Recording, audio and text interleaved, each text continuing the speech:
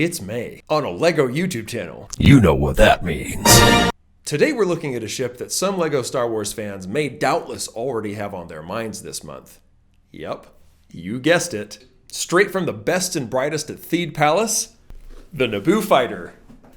The Naboo Fighter is part of the first wave of Lego Star Wars and was released alongside its source movie, Star Wars Episode 1, The Phantom Menace.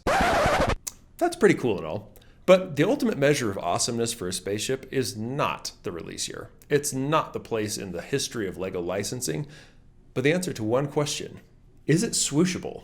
Welcome to Swooshability Index. Here we believe that spaceships are built to be played with, and the greatest honor you can give a ship is to swoosh it. But since our nerdy Chlorians are also so high, the reading is off the chart.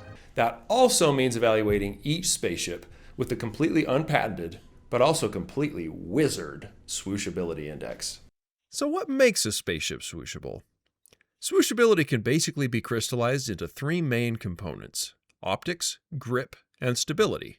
Let's jump into each of those and see how the Naboo Fighter holds up. First up is optics, or more simply, does it look good? All right, listen. I know I'm going to be fighting off two groups at the same time here. Those who enshrine the original Lego Star Wars sets as untouchable, perfect pinnacles of nostalgia, and those who compare the first wave of Star Wars ships to modern building techniques. And you're both wrong. But let me start with the caveat that this ship was my first ever Lego Star Wars set back in 1999. I not only loved it, I played the absolute heck out of it. This might be the most swooshed ship in my entire collection. So know that this comes from a place of love, but with also the intent to stay as objective as my scale allows.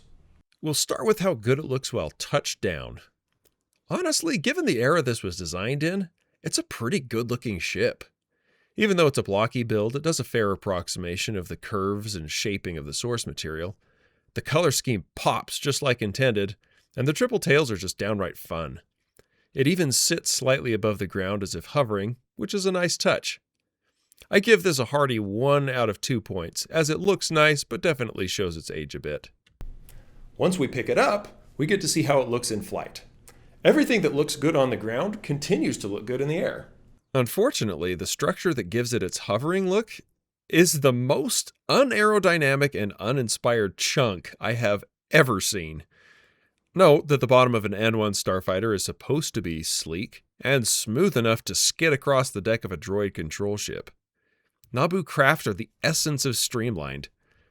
I get that it's supposed to be a visible torpedo launcher, but even as a child I was very unimpressed by how this part of the ship looked, and made my own modification to try and redeem it. To top that all off, the bottom is oddly thin-looking, and is more reminiscent of a boat from the concurrent Adventurers theme than a spacecraft. So, in-flight optics gets 0 points. Next up is grip, or the all-important question: where do we hold this? The Naboo Fighter not only has a good grip, it falls into a rare class of spaceships that actually have multiple good grips. You can get a good, comfortable, stable hold on the Naboo Fighter just behind the cockpit, with either a vertical or horizontal grip, depending on whether you prefer a little more stability or a little more nimbleness. Combine that with the fact that this ship allows for a single-handed grip as opposed to a two-handed grip, and I'm going to give this a full 2 points in grip comfort. Now, a good grip is highly dependent on hand size, and my hand size in 2026 is a lot bigger than it was when I first swooshed this in 1999. In order to get a good idea how universal a grip is, we should probably also measure it using a child's hand. Thankfully, I happen to have a child's hand available. Thanks, child's hand. The child's hand I consulted preferred a similar grip to mine, with a thumb on the cockpit and fingers below, but with the first finger just under the torpedo launcher, and gave the Naboo Fighter a full 2 out of 2 points for universality. Next is heft. For a ship of this scale, we generally don't have a lot of weight to work with, and the Naboo Fighter is no exception to that. As a fighter, we don't necessarily need to have a lot of weight in order to feel right. However, it doesn't feel overly light either, and when hanging hard G's, you can start to feel the tug. I'd call it just about perfect for a ship this size and give it 2 points. For the last rating in grip, we check its balance. When in one of the ideal grip positions, the Naboo Fighter is well balanced, both laterally and longitudinally. It is minorly front heavy from my most preferred grip, but the grip the child's hand preferred allows for near perfect balance on the index finger, just under the torpedo launcher. The already good balance, combined with the flexibility to select a different grip if further balance is desired, means I give it a 2 in balance as well. The last category is stability, or whether it stays together as we swoosh it around. We'll first measure the liftoff integrity. You can pick up the Naboo Fighter without much trouble, though if you try to pick it up from under the torpedo, you'll likely knock it loose enough to dislodge with later maneuvers. Oddly, you also want to be careful about where your arm is in relation to the ship, as the trailing components on the tail and engines can break off if you get real wild with it. I want to rate this a little higher, but I've learned from my previous video that it might be a good idea to save 2s for the ships that really excel. And the Naboo Fighter is perfectly serviceable, but not excellent here, so it gets a 1. Next up is reorientability. I'll try spinning. That's a good trick. And a good trick it is. The Naboo Fighter is just as stable upside down, sideways, or diagonally as it is right side up. It's such an easy swoosher, in fact, that I found myself not only putting it through dives and banks, but gravitating towards vertical figure 8s and other maneuvers just because it's that much fun to take it off a level plane. I've spent decent time just swooshing this around my house instead of preparing this script, so I think it gets a solid 2. The last measurement we'll check is its ability to withstand force. Not the force, G-force.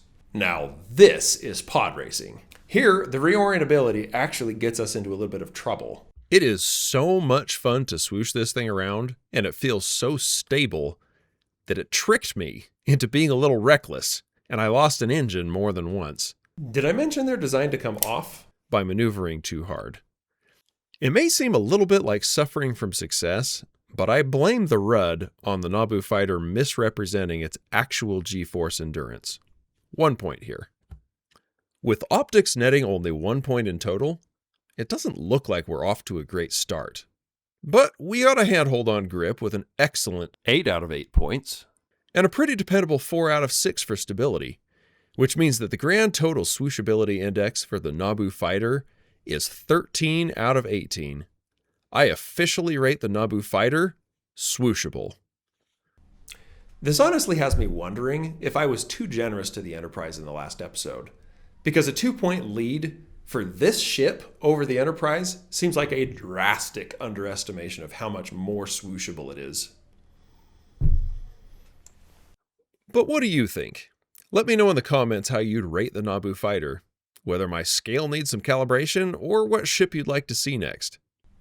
Either way, thank you for joining me today for a little nostalgia trip and some serious swooshing. And special thanks to Cody Ottley, who let me borrow his boxed N1 just for a joke. Now go find yourself a spaceship and swoosh it.